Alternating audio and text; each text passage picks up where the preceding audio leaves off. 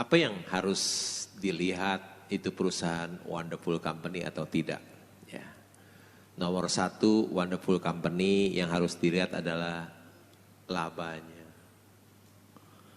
Kalau labanya cili bukan wonderful company. Labanya sedang juga bukan wonderful company. Wonderful company adalah labanya akeh, ya, labanya besar. Itu satu kriterianya, wonderful company, labanya besar. Yang kedua, laba yang besar itu bukan sekali-kali. Kita lihat 5 tahun ke belakang, laba yang besar dia bertumbuh tambah besar. Ya. Jadi kalau labanya 5 triliun, meningkat jadi 7 triliun, jadi 10 triliun, jadi 13 triliun, jadi 15 triliun, seperti itu. Jadi wonderful company itu satu, labanya besar, dua, bertumbuh. Ya. Udah besar, makin tahun makin besar. Demikian yang saya tambahkan Bu Umi. Ya. Cuannya ake dan tiap tahun tambah ake. Kira-kira gitu. Ya, yang lain lagi tadi siapa? Saya ngambil tadi satu langsung di sini ya. Siapa yang di belakang ini yang tadi berdiri tadi. Nanti setelah itu nanti baju. Yang bajunya ini Mas ini yang di depan. Siapa? Oleh silakan. Baik, terima kasih atas kesempatannya. Perkenalkan nama saya Sogun. Izin bertanya Bapak, sebagai investor yang berpengalaman, bagaimana Bapak mengelola emosi gitu? Memulai apa? Mengelola emosi. Oh, mengelola emosi. Terhadap pasar saham yang sangat volatilitas gitu, sangat volatil. Apakah ada kebiasaan atau sesuatu yang Bapak ikuti agar tetap bisa berpikir realistis begitu Pak untuk mengambil keputusan investasi? Mungkin seperti itu saja. Sekian, terima kasih. Sebentar, dari mahasiswa bukan? Mahasiswa. Iya, baik. Ya. Namanya siapa tadi? Sogun. Sogun, nanti dicatat ya. Oke. Mari Bapak langsung aja. Terima kasih untuk pertanyaannya Sogun. Pertanyaannya adalah bagaimana mengelola emosi karena bursa saham yang naik turun ya. Kalau kita tidak mengelola emosi, bisa mengelola emosi. Begitu saham naik, kita happy. Begitu saham turun, kita sedih. Ya kan? Terus tiap hari emosinya berubah-berubah terus. Ya. Bagaimana kita mengelolanya? Supaya kita tidak jadi orang yang emosional, adalah kita harus tahu apa yang kita beli. Ya.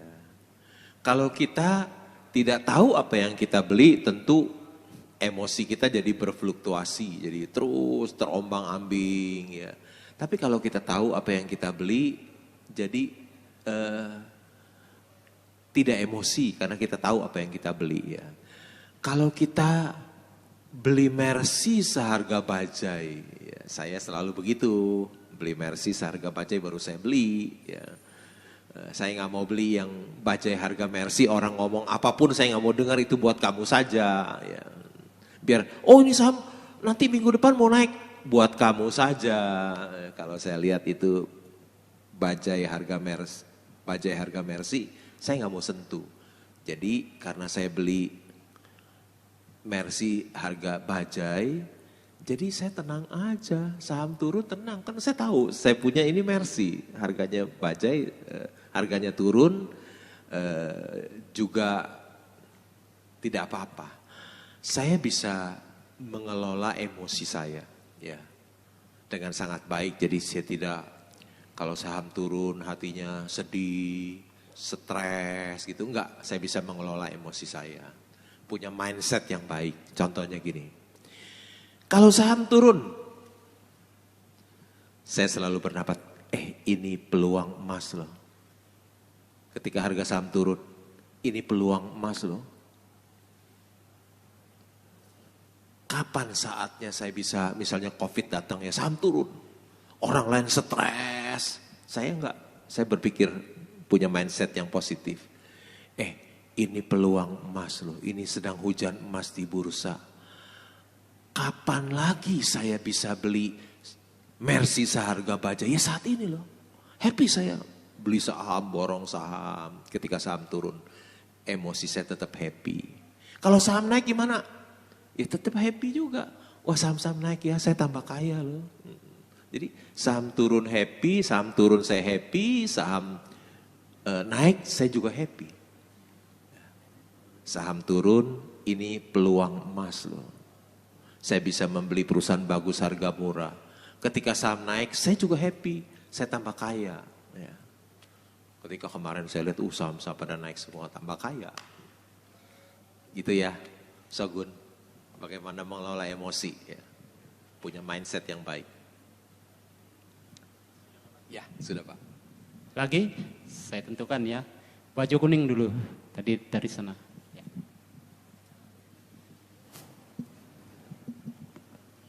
Selamat siang Pak Lo. Ya, selamat Terima siang. kasih atas kesempatannya. Nama saya Oki. Oki? Ya. Oke. Mau tanya kan Bapak beli saham berdasarkan laporan keuangan. Ya. Itu di bursa kita kan ada beberapa yang perusahaannya yang memanipulasi laporan keuangan. Bagaimana Bapak tahu itu laporan keuangannya asli atau manipulasi? Kan ada yang kelihatan seperti wonderful company, tapi nyata laporan keuangannya manipulasi alias busuk. Pertanyaannya menyeramkan nih ya. Manipulasi soalnya. Ya pertama-tama kan kita kan bukan hanya lihat laporan keuangannya saja. Ya kan kita tadi nomor satu kan siapa pengendalinya, siapa direksi dan manajemennya, apakah mereka orang berintegritas tidak. Kalau mereka orang berintegritas, laporan keuangannya juga benar ya. Kalau mereka orang tidak berintegritas tentu kita juga ragu dengan laporan keuangannya. Kedua sebagai filter juga ada siapa yang mengaudit laporan keuangan itu. Apakah mereka big four accountant lebih akuntan publik 4 besar dunia itu lebih bisa kita lebih mempercayai. Ya. Jadi bukan hanya laporan keuangannya kita lihat siapa yang audit, kemudian si pengendali perusahaan, manajemen dan direksi komisarisnya kita juga bisa lihat siapa mereka sebenarnya. Kira-kira begitu pertanyaan jawaban dari saya. Ya, Ya, saya beri kesempatan lagi, mungkin yang di belakang dulu ya. Sana, yang paling ujung sana, ayo silakan. Di belakang. Ya Anda sendiri ya, yang paling belakang. Pakai kacamata ya. Perempuan, ya. Ya baik, terima kasih untuk kesempatannya. Perkenalkan saya Divina Erin, salah satu mahasiswa Program Studi Manajemen Universitas Kristen Duta Wacana. Izin bertanya Bapak, jadi dalam setiap kondisi ekonomi itu kan pasti ada sektor yang diuntungkan gitu ya. Nah yang menjadi pertanyaan saya ketika dalam kondisi ekonomi yang sedang buruk atau resesi gitu, bagaimana cara Bapak memilih saham yang baik? Terima kasih. Terima kasih atas pertanyaannya. Kalau situasi lagi krisis, bagaimana ya? Kalau kita memiliki saham yang biasa-biasa, ketika mengalami krisis dia juga ikut terimbas ya, jadi rugi perusahaannya. Tapi kalau kita memiliki saham wonderful company ya, meskipun krisis dia tetap cuan besar ya. Siapa sih perusahaan yang tetap cuan besar ketika krisis? Yaitu saya sebut hanya 2 saja ya, sebetulnya banyak. Bank, ya. Bank. Tahun lalu katanya kita krisis, ternyata banknya cuan-cuan besar, cuannya ake, cuan soro. Ya. Sampai ada bank yang cuannya 40 triliun setahun. Ya. Yang kedua, yang ketika krisis cuannya gede, nggak ikut krisis apa? Tambang batu bara, perusahaan tambang batu bara. Tahun lalu ada cuannya 38 triliun laba bersih. Ya. Jadi ini saham-saham wonderful company, tapi bukan rekomendasi membeli atau menjual ya. Kalau beli rugi salah sendiri, bukan rekomendasi. Dua ini perusahaan perbankan dan batubara adalah dua sektor yang tidak terimbas oleh krisis. Kalau perusahaan biasa-biasa tentu terimbas, tapi kalau wonderful company dia tidak terimbas. Demikian jawaban dari saya. Terima kasih Pak Lo. Lagi? Saya tentukan ya ini sudah. Saya ambil di tengah yang baju putih. Ya.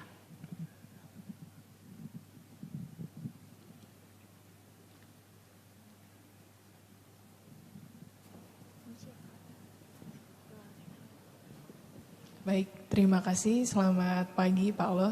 Selamat pagi Pak Perminas. Perkenalkan, nama saya Regina. Saya mahasiswa dari kampus lain. Izin bertanya, tadi sudah Bapak jawab sih sebenarnya barusan. Tapi saya izin bertanya 2 pertanyaan. Yang pertama, menurut pengalaman Bapak sebagai investor puluhan tahun, ada nggak sih Pak sektor atau industri yang resilience? Yang resilience. Apa? Resilient. Resilient itu apa artinya? Tangguh, yang tangguh. Hah? Tangguh. Oh tangguh. Ya. Oh iya yang tangguh. Yang pertama, yang tangguh, sekiranya dari zaman dahulu Bapak mulai berinvestasi sampai mungkin 2 sampai 5 tahun ke depan masih tangguh di sektor apa? Dan yang kedua, saya suka melihat seminar Bapak di sebelum-sebelumnya. Yang pertanyaan kedua ini agak keluar dari persamaan. Saya hanya mau tahu apakah statement Bapak terhadap aset digital, terutama cryptocurrency, itu masih sama seperti statement Bapak yang Bapak sampaikan di seminar sebelumnya, yang dimana Bapak belum tertarik atau tidak merekomendasikan berinvestasi di kripto karena tidak mempunyai underlying aset. Apakah masih sama pandangannya atau sudah berbeda? Itu saja Pak. Terima kasih. Ya, silakan Pak Lo. Tadi saya sudah jawab sebetulnya Ya, sektor mungkin yang tangguh. Ya, baik. Itu sudah ya. Itu mungkin yang kedua kali Pak. Yang kedua mengenai cryptocurrency, jawaban saya tetap sama, tidak berubah ya. Karena kita memberi cryptocurrency itu nggak ada underlying asetnya. Kalau kita membeli saham bank ya, saham bank, ada banknya yang bisa mencetak uang buat kita, banknya ya. Ada BRI yang bisa memberikan keuntungan, ada underlyingnya ya. Seperti saya membeli, saya punya saham bank juga ya.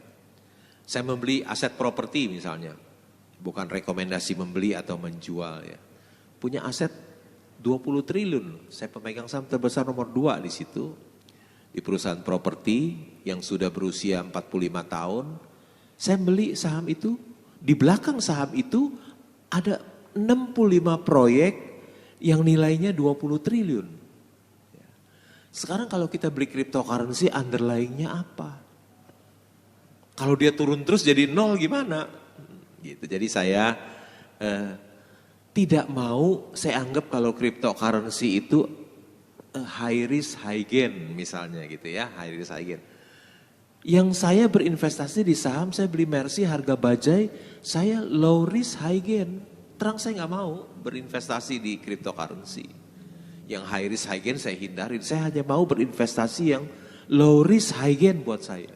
Ya, kira-kira jawaban saya tetap tidak berubah. Ya. Oke, terima kasih Pak Lo. Kita beri lagi waktu saya. Oke, yang paling belakang, ya. Silakan. Ya.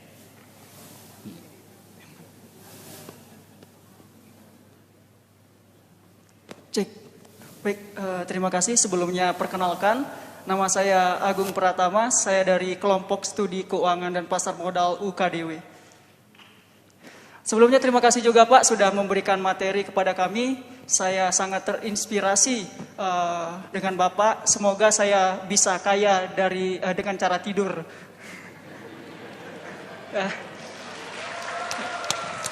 Oke, mungkin langsung ke pertanyaan saja Pak. Tadi Bapak sempat sampaikan Bapak mendapatkan dividen yang menurut saya cukup besar ya Pak, miliaran.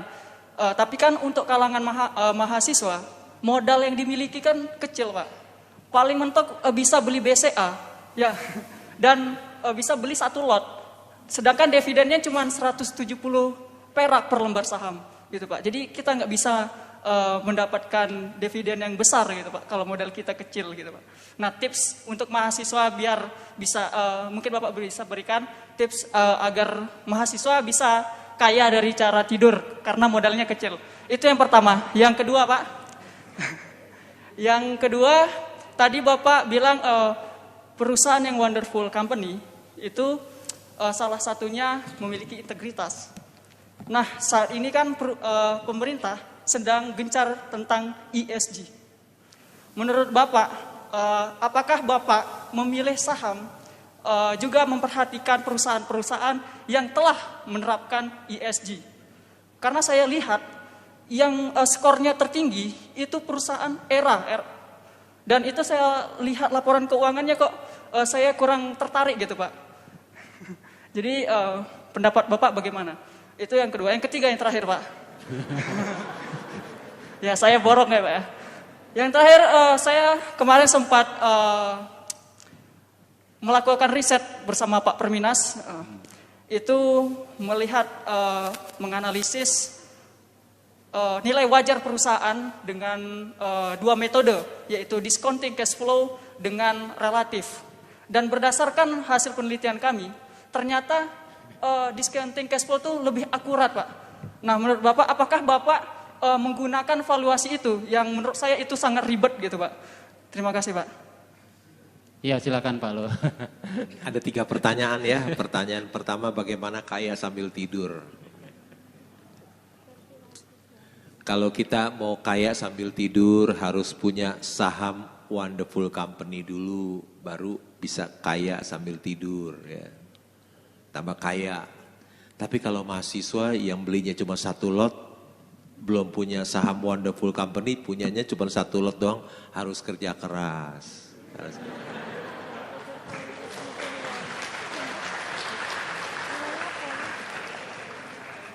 Harus kerja keras dengan segala cara tapi yang halal ya.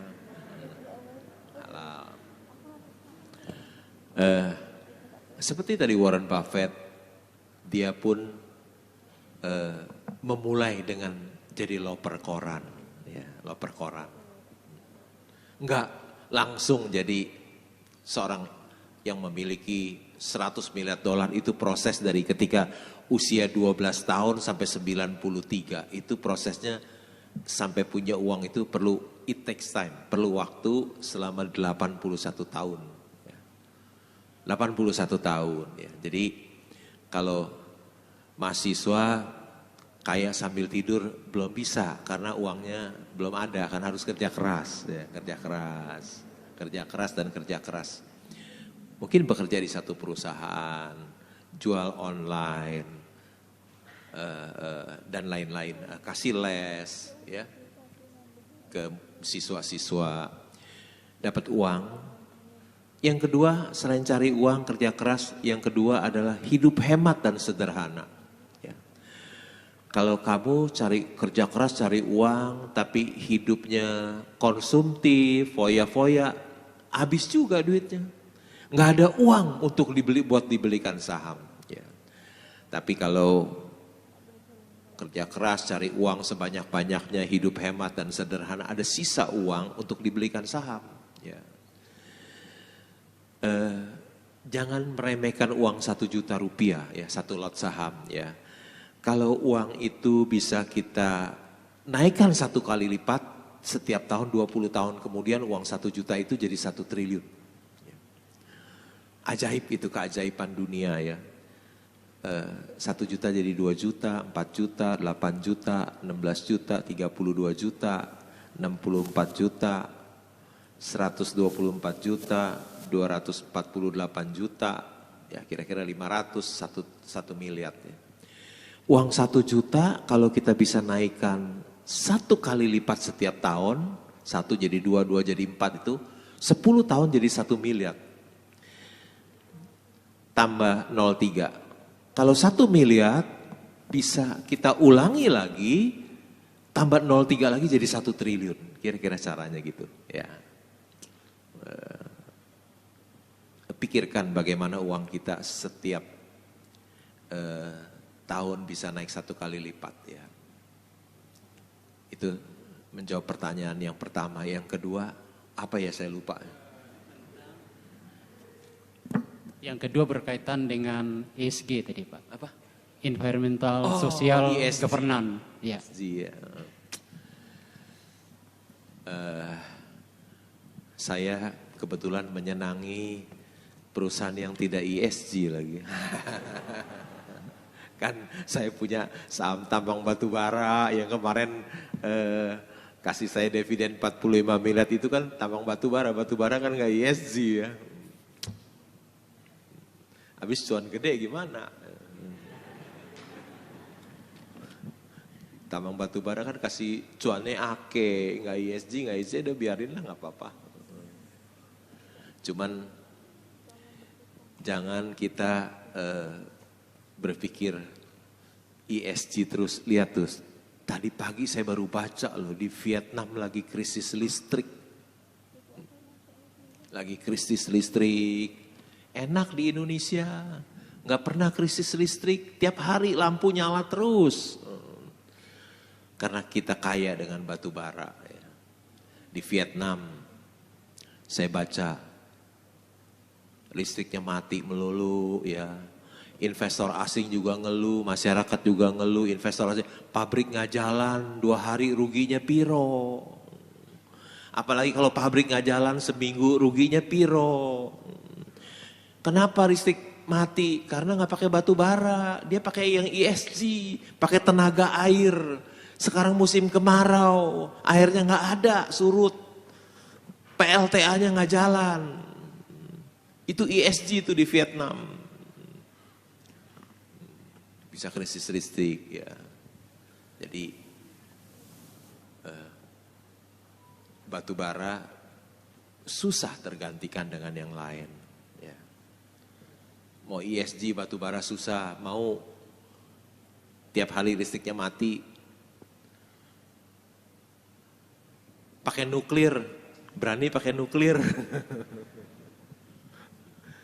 Yang kedua, mau pakai PLTA, ya ada kesulitan kalau kemarau. PLTA juga kecil.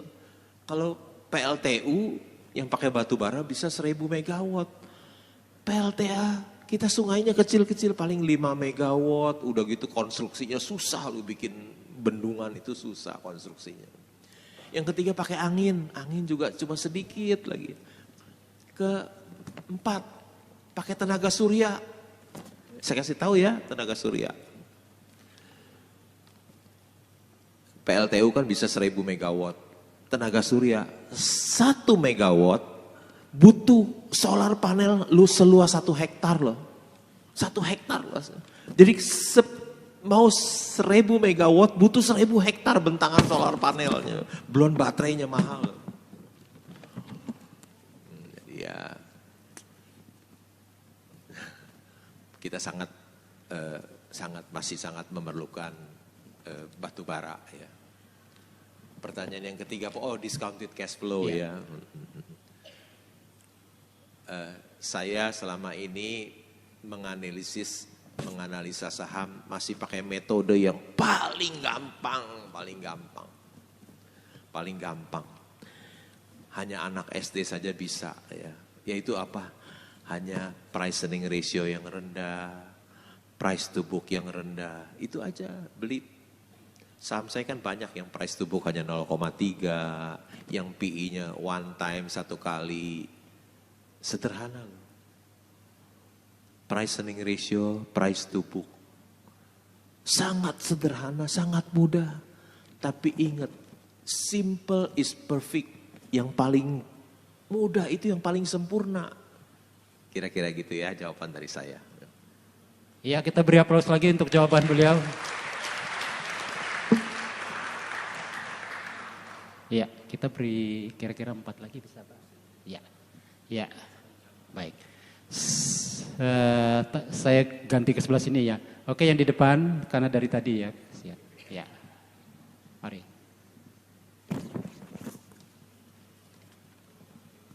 Ya, cek. Ya, terima kasih atas kesempatannya Pak Perminas. Nama saya Megris Herina, saya alumni UKDW angkatan 2016. Saya dari manajemen Pak. Ini mungkin pertanyaannya harusnya agak dari awal ya ditanyain tadi, tapi karena saya masih kepo jadi saya mau nanya lagi. Tadi kan dikatakan kalau misalkan kita mau milih perusahaan itu harus tahu siapa sih pemilik, pengendali sama manajer perusahaannya ya Pak. Nah kalau misalkan sekelas kayak saya ini yang juga masih mahasiswa lagi, kira-kira bagaimana ya caranya biar kita tuh tahu orang-orang yang di dalam perusahaan tersebut benar-benar berintegritas. Sementara kan kalau misalkan kita mau cari dari media, belum tentu media tersebut bisa dipercaya seperti itu Pak. Terus yang kedua, kan kalau misalnya kita mau investasi tentu saja kita harus belajar dan belajar itu saya rasa kita harus tetap konsisten. Nah bagaimana caranya biar kami tuh tetap konsisten untuk belajar sementara mungkin setiap harinya kami diperhadapkan dengan banyak hal yang kelihatan lebih menarik seperti itu Pak. Terima kasih. Di luar lebih menarik moso. Moso lebih menarik di luar. Nggak dengar tadi saya bilang Warren Buffett cuan 1.720 triliun. Coba yang menarik apa yang lebih menarik yang bisa cuan dari 1.720 moso. Nggak ada yang lebih menarik. Cuman kelihatannya menarik aja. Tapi sebetulnya nggak menarik. Ya. Apa ya tadi pertanyaannya lali aku. Pertanyaannya lali. Oh, mengenai itu kejujuran integritas ya. Bisa tadi disebutkan dari jurnalis bisa menjelaskan ya. Bisa juga dari laporan keuangan, apakah banyak transaksi afiliasi, piutang afiliasi, ada transaksi afiliasi juga kalau banyak seperti itu biasanya tata kelola kurang baik ya. Bisa juga dari pesaing, ya, pesaing perusahaan pasti tahu pesaingnya seperti apa. Bisa juga dari suppliernya, juga bisa tahu oh ini bayarnya susah, ya kasih barang 6 bulan belum bayar-bayar, itu juga tanda kurang baik. Bisa juga dari pelanggannya, bisa juga dari karyawannya juga bisa tahu, bos saya seperti apa itu orang. Ya. Banyak sumber bisa mengetahui integritas dari manajemen dan pengendali. Ya. Terus apalagi ya cukup ya? Ya oke ya. Oke, terima kasih untuk pertanyaan tadi. Saya lanjutkan lagi. Siapa tadi yang ini? Saya langsung ke sana ya. Oke, tadi Pak ya itu yang satu silakan. Ya. Oh ini tadi ya, nanti saya.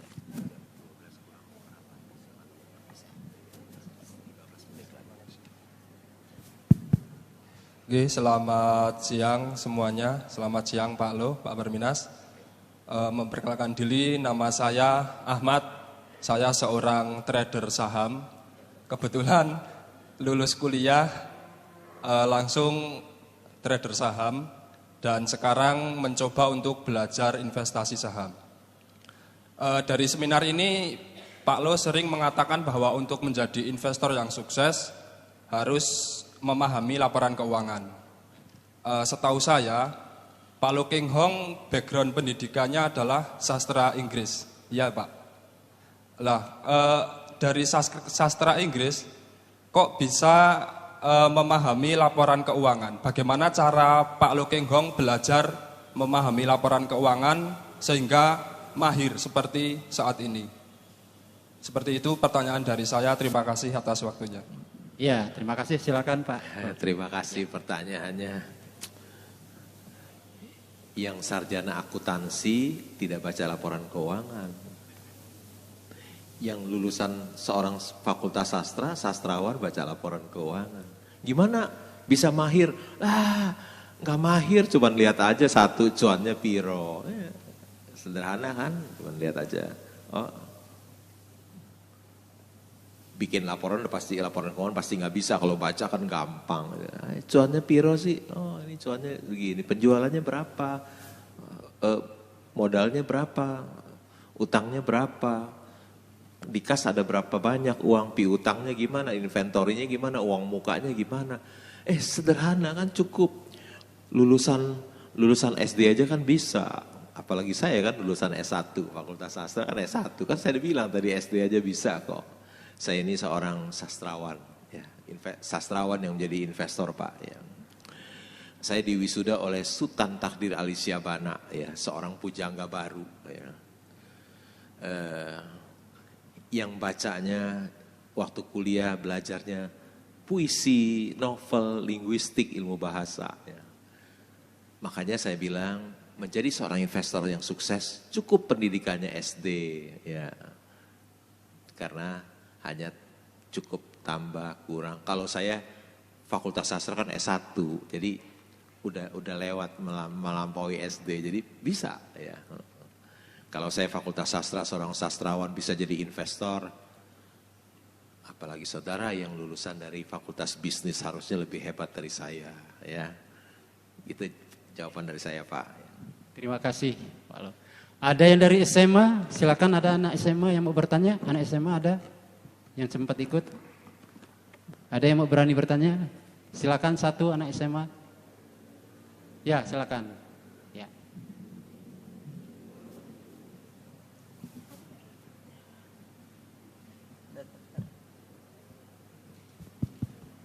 Tes. Ya baik. Terima kasih atas waktu yang diberikan kepada saya. Perkenalkan saya Akmal, siswa dari SMA Negeri 4 Yogyakarta. Nah, saya mau bertanya, kapan sih kebiasaan berinvestasi atau ya kebiasaan berinvestasi itu harus dimunculkan dalam diri seseorang? Seperti saya seorang pelajar, kapan sih saya harus mulai investasi itu? Dan cara memulai investasi bagi seorang pelajar itu bagaimana Pak? Nah, cukup sekian, terima kasih.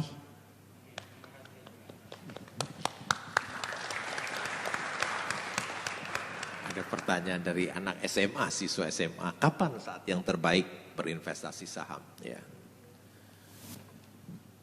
Tahu Warren Buffett mulai membeli saham ketika usia berapa? Tahu? Lebih muda dari kamu loh. Warren Buffett ketika pertama kali membeli saham ketika usia 12 tahun. 12 tahun berarti tamat SD ya? Tamat SD. Kamu siswa SMA lebih harus sudah mulai ya, makin dini makin bagus. Saya termasuk orang yang terlambat mengenal saham ya. Saya baru tahu saham itu ketika usia saya 30 ya. Saya mulai membeli saham 34 tahun yang lalu. Saya sangat terlambat sekali. Bersyukur ada adik-adik siswa SMA, mahasiswa sudah tahu tentang saham. Ya, saya usia 30 tahun masih belum mengerti apa-apa. Ya. Tapi saya belajar otodidak. Setiap hari saya belajar. Itu makin dini makin bagus. Warren Buffett sudah mulai berinvestasi sejak usia 12 tahun. Pertanyaan berikutnya tadi saya lupa ya, apa ya? Hah? Apa?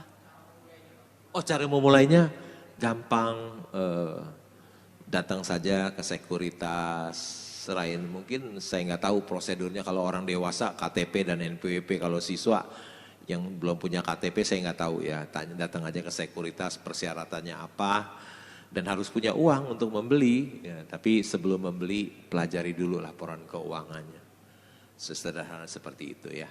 Oke. Baik, saya kasih satu lagi ya, satu saja. 10 penanya memang kita targetkan. Yang dari investor ada? Investor ya? Oke, silakan. Ya. Ini yang terakhir, kita membatasi waktu karena Pak Lo juga ada atau segera untuk kembali ke Jakarta. Ini yang ke-10. Terima kasih. Oke, terima kasih atas kesempatannya. Perkenalkan, nama saya Zainal, saya dari Investor. Ini ingin bertanya kepada Pak Lo terkait Clip-on Finance. Kalau kita amati Clip-on Finance di laporan keuangan di tahun 2021 melakukan pembiayaan beberapa triliun ya untuk membiayai konsumen. Apakah ini salah satu alasan Pak Lo Keng Hong membeli Clip-on Finance karena akan berubah pembiayaannya menjadi pendapatan di masa yang akan datang sehingga menjadi perusahaan yang turnaround untuk labanya? Atau ada hal lain analisanya dan bagaimana menghitung harga wajar dari Clip-on Finance?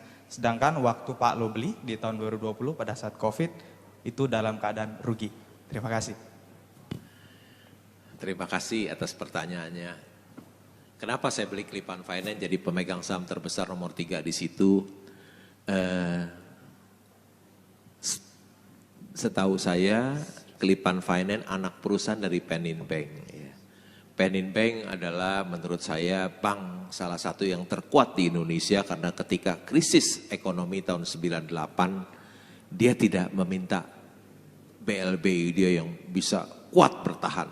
Jadi kalau sudah melewati krisis yang begitu dahsyat tahun 98 tentu dalam sektor keuangan sangat kuat dia ya, dan itu anak perusahaannya. Yang saya beli hanya sederhana aja, dia kan pasti soal keuangan sangat baik.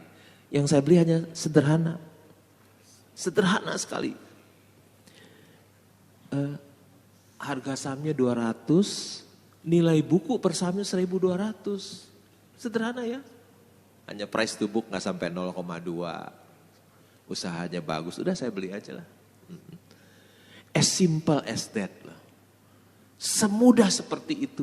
Cuman beli saham ini karena yang punya Penin Bank, oh pasti sektor keuangan yang kuat, bagus. Kedua, saham harga sahamnya 200, nilai buku per sahamnya 1.200, wah diskon, udah saya beli aja lah. Sekarang pelan-pelan dia naik ke 500 ya. Kemarin 515 kalau nggak salah. Ada gen 150%. Gitu Pak. Analisanya sederhana sekali ya. Hanya lihat nilai bukunya aja.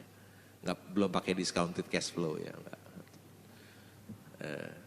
Sekian, terima kasih. Tuhan berkati kita semua. Kita beri aplaus Bapak Ibu.